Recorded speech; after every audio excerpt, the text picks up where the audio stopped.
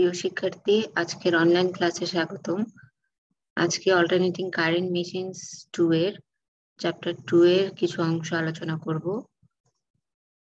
আজকে যা যা থাকছে: explain pitch factor and distribution factor, fractional pitch, full pitch, half coiled winding, whole coiled winding এবং fractional pitch winding এর advantage. প্রথমে আসি, কয়েল পিচটা কি?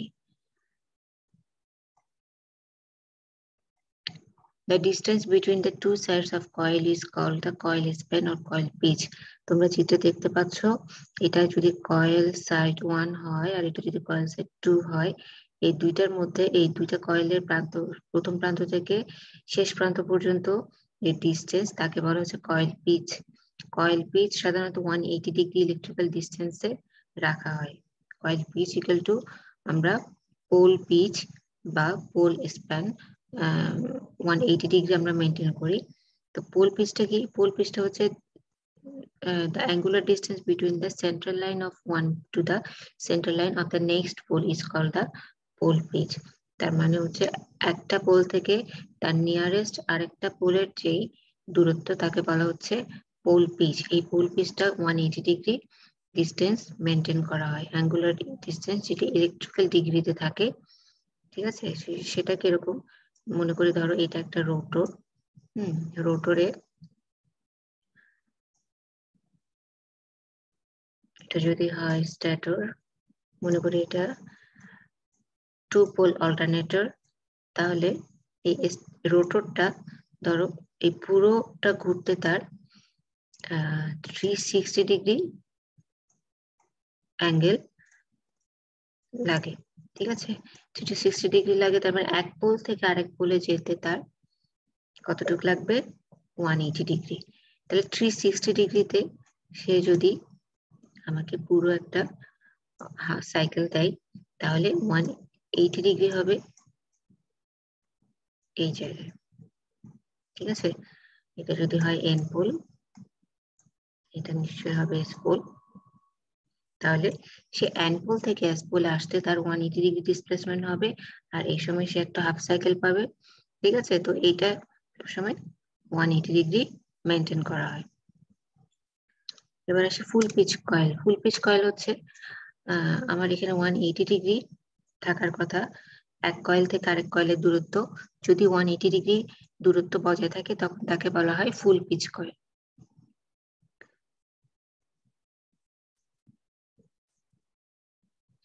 আচ্ছা, এবার আসি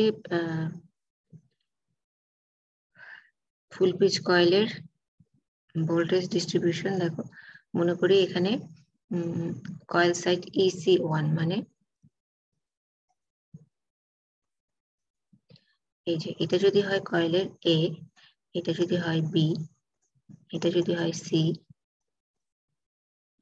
আর এটা যদি হয় D, তাহলে মনে করি এখানে পজিটিভ, এখানে নেগেটিভ। এখানে যদি EC1 ভোল্টেজ উৎপন্ন হয়, তবে CD কয়েলে ভোল্টেজ উৎপন্ন হবে তার অপোজিট পোলারিটিতে। এখানে পজিটিভ, এখানে নেগেটিভ। তাহলে টোটাল ভোল্টেজ কত হবে? টোটাল ভোল্টেজ হবে, যদি KVL অ্যাপ্লাই করি, তাহলে এই যে এতটুকু ধরি EC1, আর এখান থেকে এতটুকু হচ্ছে EC2। তাহলে টোটাল ভোল্টেজ পাবো, যেহেতু ভোল্টেজের ম্যাগনিটিউড সেম, তাহলে টোটাল ভোল্টেজ হবে EC অথবা 2E, EC1 plus EC2 equal to 2E। আচ্ছা,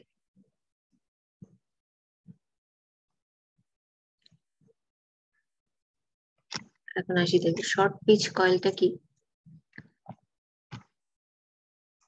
শর্ট পিচ কয়েল দেখো, আমার এখানে 180 ডিগ্রি অ্যাঙ্গুলার ডিসপ্লেসমেন্ট ইলেকট্রিক্যাল ডিগ্রিতে থাকার কথা ছিল, কিন্তু যদি এক কয়েল থেকে আরেক কয়েলের দূরত্ব 180 ডিগ্রি থেকে কিছু কম থাকে, তখন তাকে বলা হয় শর্ট পিচ কয়েল, ঠিক আছে? তো if coil span or single coil is less than pole pitch of 180 degree, the voltage generated in each coil side are not in phase. The resultant coil voltage is equal to the phasor sum of EC1 and EC2. একটু আগে আমরা resultant ভোল্টেজটা বের করেছি শুধুমাত্র arithmetic সাম করে। তো আগে যেভাবে দেখিয়েছি, হ্যাঁ, EC1 আবার এখানে EC2 আর টোটাল ভোল্টেজটা হচ্ছে E2E। কিন্তু এখন কিন্তু যেহেতু অ্যাঙ্গুলার ডিসপ্লেসমেন্ট হয়ে গেছে, এটা হচ্ছে আলফা, ঠিক আছে? তো 180 ডিগ্রি থেকে আলফা পরিমাণ যেহেতু ডিসপ্লেসমেন্ট হয়েছে, তাহলে এখানে আমরা যে রেজাল্টেন্ট ভোল্টেজটা বের করব AC, সেটা হচ্ছে ভেক্টর সাম করে বা ফেজর সাম। ফেজর সাম বলতে এখানে EC1 আর EC2 এর ভেক্টর সামেশন করে আমরা AC ভোল্টেজটা পাবো। তো এটা দেখো কিভাবে বের করেছে এখানে, EC equal to 2E cos alpha by 2। এটা কিভাবে হলো?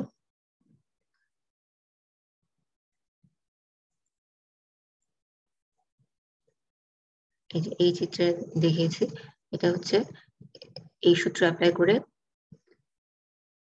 E square plus E square plus 2E square cos alpha. তার মানে এই সূত্রটা যদি আমি এখানে অ্যাপ্লাই করি,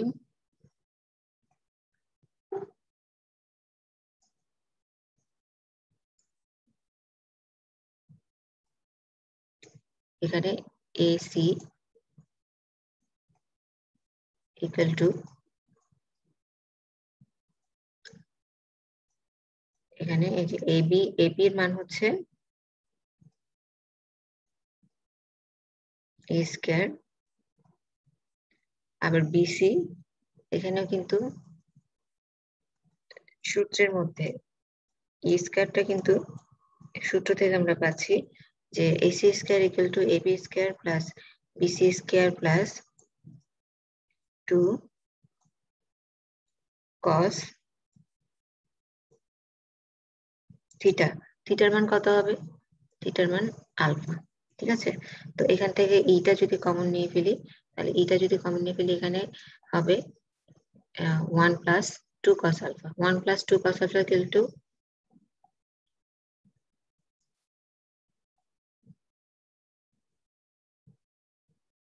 এই যে 1 plus 2 1 plus cos alpha equal to হচ্ছে 2 cos স্কয়ার আলফা বাই 2। এখান থেকে ইটা কমন নিয়ে ফেললাম, ইটা কমন নিয়ে ফেললে এটা এদিকে বাইরে চলে আসলো। আর এখানে 2 স্কয়ার, 2 স্কয়ার থেকে ইটা 2টা কমন নিলাম, তাহলে এখানে থাকলো 1 plus cos alpha. 1 plus cos alpha লিখলাম cos স্কয়ার আলফা বাই 2। তাহলে এখানে রেজাল্টেন্ট ভোল্টেজের মানটা পেলাম 2E cos আলফা বাই 2। আচ্ছা, এবার আসি short pitch coil. Short pitch coil বলা হয়ে গেছে কয়েল স্প্যান ফ্যাক্টর আছে। এবার হচ্ছে কয়েল স্প্যান ফ্যাক্টর আর pitch factor. Coil span factor বা পিচ ফ্যাক্টর হচ্ছে actual voltage generated in the coil, আর হচ্ছে divided by voltage generated in the coil of span 180 degree electric. আচ্ছা, 180 ডিগ্রি ইলেকট্রিক্যাল ডিসপ্লেসমেন্ট বজায় থাকলে তখন যে ভোল্টেজটা পাওয়া যেত, সেটা আমরা একটু আগে বের করেছি, প্রথমেই বের করেছিলাম সেটা। এই যে সেই ভোল্টেজটা কোনটা, এই যে এই অবস্থায় যখন কোনো ভোল্টেজ ডিফারেন্স ছিল না, 180 ডিগ্রি মেনটেন করা হয়েছে, তখন আমরা ভোল্টেজের মান পেয়েছি 2E। আর যখন এখানে একটু অ্যাঙ্গেল ছিল, মানে 180 ডিগ্রি থেকে কম ছিল, শর্ট পিচ ছিল, তখন যে ফেজর সাম করে যে ভোল্টেজের মানটা পেয়েছি AC, তাই না? এসির ভোল্টেজের মানটা কত পেলাম? এসির ভোল্টেজ মানটা পেলাম 2E cos alpha by 2।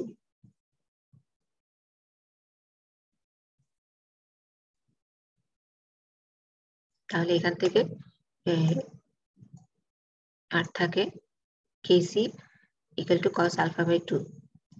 KC কে বলা হচ্ছে কয়েল স্প্যান ফ্যাক্টর আর পিচ ফ্যাক্টর, এটাকে কেপি দ্বারাও লেখা হয়। এখন যদি আলফার মানটা 0 হয়, তোমরা জানো cos 0 ইকুয়াল টু 1, তখন কেসি বা কেপি হয়ে যাবে 1। যখন ফুল পিচ হবে, ফুল পিচ হলে আমরা জানি কোনো অ্যাঙ্গেল থাকবে না, কিন্তু যদি শর্ট পিচ হয় তখন কেসির মানটা 1 থেকে কম হবে। আচ্ছা,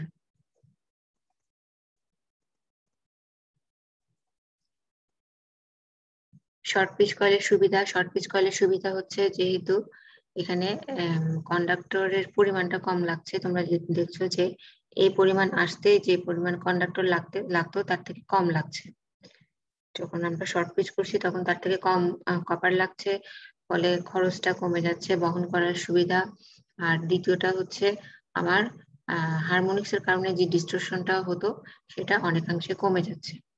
ফলে কি হয়, ভোল্টেজের ওয়েভ ফর্মটা আগে থেকে অনেক স্মুথ হয়। আচ্ছা, এখন আসি নেক্সট টপিক, কনসেন্ট্রেটেড ওয়াইন্ডিং কি? কনসেন্ট্রেটেড ওয়াইন্ডিং হচ্ছে যে কোনো মানে একটা স্লটেই পেঁচানো হবে বারবার, সেটা হচ্ছে কনসেন্ট্রেটেড ওয়াইন্ডিং। তো এই কনসেন্ট্রেটেড ওয়াইন্ডিং এর ব্যবহার কোন জায়গায়?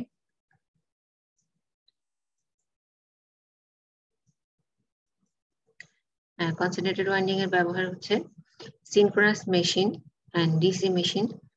সিনক্রোনাস মেশিনে সেলিয়েন্ট পোল ওয়াইন্ডিং এ এটা ইউজ করা হয়। এটা যদি একটা রোটর হয়,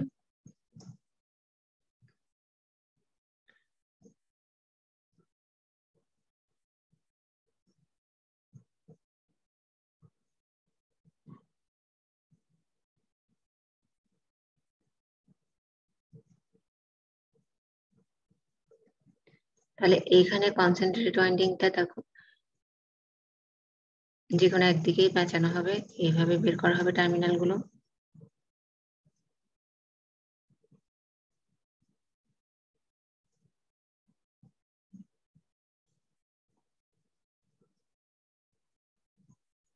ঠিক আছে, তো এখানে যদি টোটাল ভোল্টেজটা আমরা কিভাবে পাবো? টোটাল ভোল্টেজটা পাবো E1 plus E2 plus E3 plus E4, মানে অ্যারিথমেটিক সামের যোগফল হচ্ছে কনসেন্ট্রেটেড ওয়াইন্ডিং এর টোটাল ভোল্টেজ।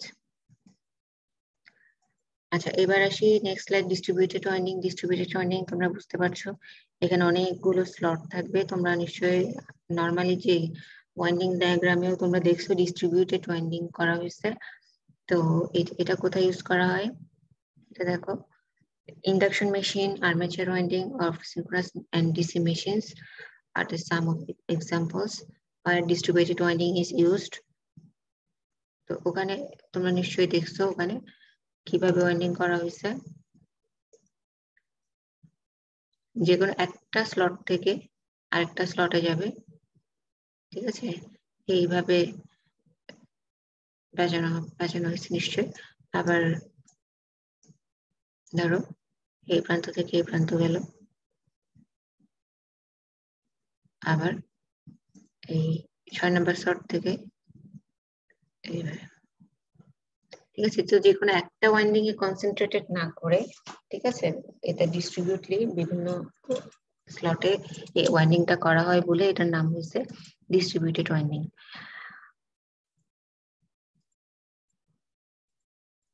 আচ্ছা, এবার আসি ডিস্ট্রিবিউশন ফ্যাক্টরটা কি। ডিস্ট্রিবিউশন ফ্যাক্টর বোঝানোর জন্য আগে তোমাদের এখানে অল্টারনেটরের কনস্ট্রাকশনটা দেখালাম।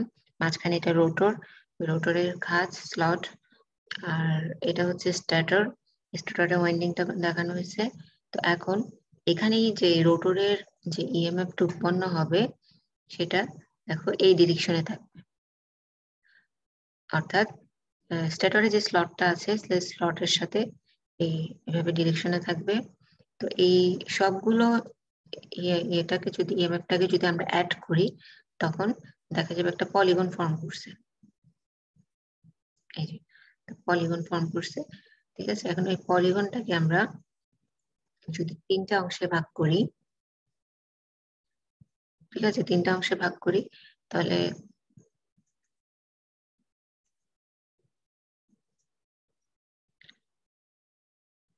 মনে করি এই অংশের রেজাল্টেন্ট ওয়েভ হচ্ছে এটা, এই অংশের রেজাল্টেন্ট ওয়েভ হচ্ছে এটা, আর এই অংশের রেজাল্টেন্ট ওয়েভ হচ্ছে এটা। দেখা যাবে একটা ট্রায়াঙ্গেল ফর্ম করছে ঠিক এই চিত্রের মতো, যেটা একটা অ্যাঙ্গেল আরেকটা অ্যাঙ্গেলের সাথে 120 ডিগ্রি ফেজ ডিফারেন্স থাকে। আচ্ছা, এখন আমরা ডিস্ট্রিবিউশন ফ্যাক্টর বোঝার জন্য যে কোনো একটা ফেজ নিয়ে আলোচনা করব। ঠিক আছে, মনে করি আমরা এই পার্টটা নিয়ে এখন কথা বলবো। আচ্ছা, এই যে ধরুন এই সেই ফেসটা নিলাম, এটা হচ্ছে সেই পলিগনের যে কোনো একটা ফেস। তো একটা ফেস বলতে এই যে এটা হচ্ছে সেই রেজাল্টেন্ট এ এফ, এটাকে আমরা এফ দ্বারা চিহ্নিত করলাম। আর প্রত্যেকটা পলিগন প্রত্যেকটার ভোল্টেজেরকে আমরা এইভাবে কানেক্ট করতে পারি। ঠিক আছে, তাহলে একটা ট্রায়াঙ্গেল ফর্ম করলো ও এ বি। এখন এখানে অ্যাঙ্গেলটা কত হবে? ও এ বি এর অ্যাঙ্গেলটা কত হবে দেখো। আমরা জানি স্লট অ্যাঙ্গেলটা কি?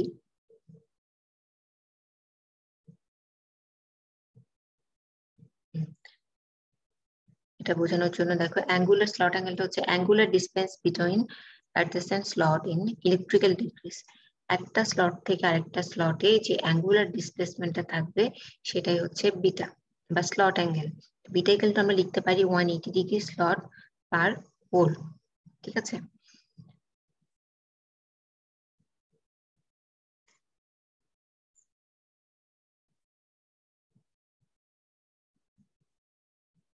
আর এনটা হচ্ছে number of coil per pole per phase. আচ্ছা, এরপর আমরা নেক্সট স্লাইডে চলে যাই। কেডিটা কি? কেডিটা হচ্ছে phasor sum of the coil voltage per phase, arithmetic sum of the coil voltage per phase. Phasor sum বলতে এই যে ভেক্টর সামেশন করে যেটা পাবো ডিস্ট্রিবিউটেড ওয়াইন্ডিং এর ক্ষেত্রে। ঠিক আছে, ধরো এ প্রান্ত থেকে এ প্রান্তে ওয়াইন্ডিং করা হয়েছে, তাহলে এখানে রেজাল্টেন্ট ভোল্টেজটা হবে ভেক্টর সামেশন করে। আর ধরো নিচেরটা হচ্ছে অ্যারিথমেটিক সাম। অ্যারিথমেটিক সাম মানে কনসেন্ট্রেটেড ওয়াইন্ডিং আমরা যেভাবে পাইছি E1 plus E2 plus E3 plus E4, এইভাবে আমরা যে ভোল্টেজটা পাবো সেটা হচ্ছে অ্যারিথমেটিক সাম। এই দুইটা রেশিওটা হচ্ছে কেডি।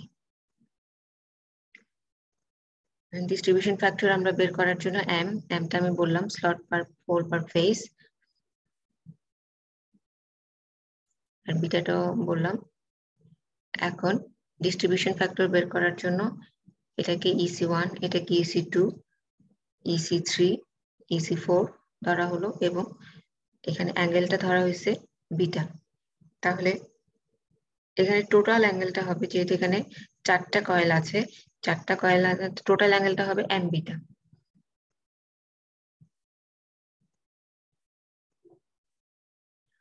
আর এখানে এখানে একটা রেজাল্টেন্ট রেখা টানা হয়েছে, এটাকে যদি আমি লম্ব টানি তাহলে এটা হবে ওজি।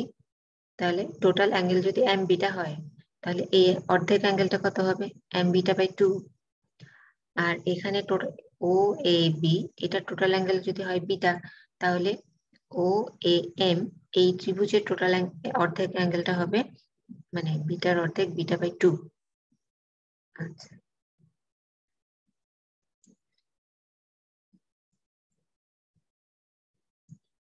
এখন দেখো অ্যারিথমেটিক সামটা বের করার জন্য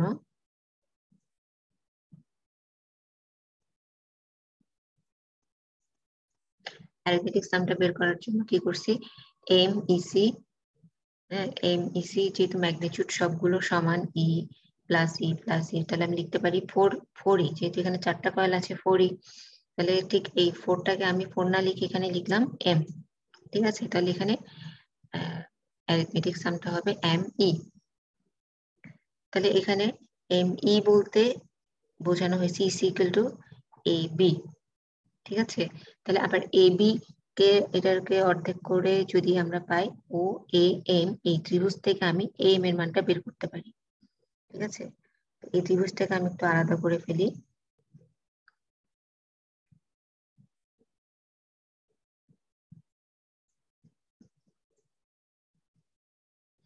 আমরা নর্মালি যেভাবে জানি ও এ এম, আর এখানে অ্যাঙ্গেলটা কত হবে বলতো? অ্যাঙ্গেলটা হচ্ছে বিটা বাই 2। তাহলে এখান থেকে আমরা কোনটা বের করবো? আমরা বের করব এ এমটা। ঠিক আছে, তাহলে এ এমটা আমরা কিভাবে পারবো? ট্রায়াঙ্গেলের সূত্র থেকে। ট্রায়াঙ্গেলের সূত্র থেকে আমরা জানি লম্ব বাই ভূমি ইকুয়াল টু হচ্ছে সাইন থিটা। তাহলে এখানে লম্ব হচ্ছে সরি এম,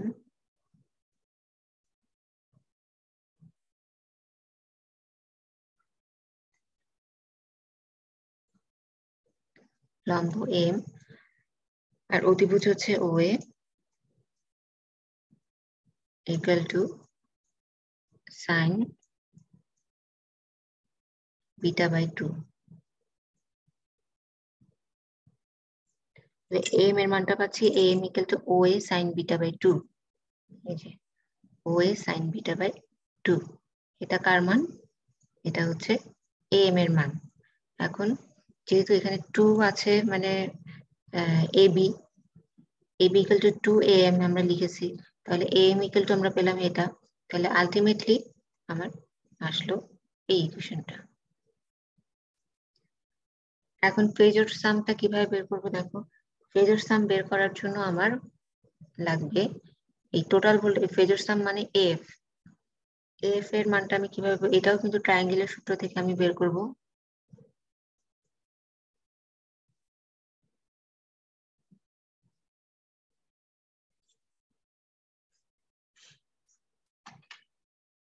ট্রায়াঙ্গেলটাকে আমি একটু আলাদা করে ফেলি।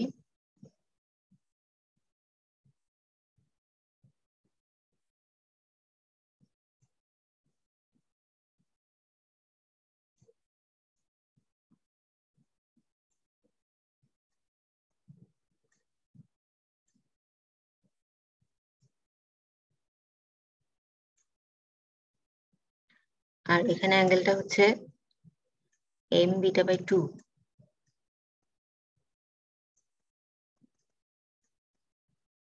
তাহলে এখান থেকে আমি এই জির মানটা বের করব, কারণ এই যে আমার লাগবে এফ, তাহলে এফ এর অর্ধেকটা হচ্ছে ওজি আর ওজির অ্যাঙ্গেলটা হচ্ছে এম বিটা বাই 2। টোটাল অ্যাঙ্গেলটা যদি হয় এম বিটা তাহলে অর্ধেক অ্যাঙ্গেল হচ্ছে এম বিটা বাই 2। তো ওখান থেকে একই নিয়মে আমি এই জির মানটা পেলাম। একটু আগে যে সূত্রটা অ্যাপ্লাই করছি তোমরা জানো, এই G equal to OA sine M beta by 2।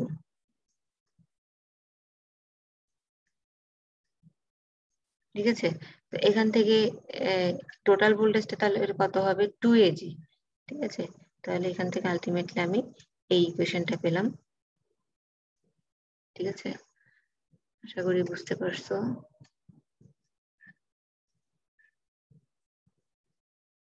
এই দেখো কেডি ইকুয়াল টু, তাহলে এখান থেকে 2 কাটা গেল, ওয়েও কাটা গেল, আলটিমেটলি থাকলো sine M beta by 2 divided by M sine beta by 2।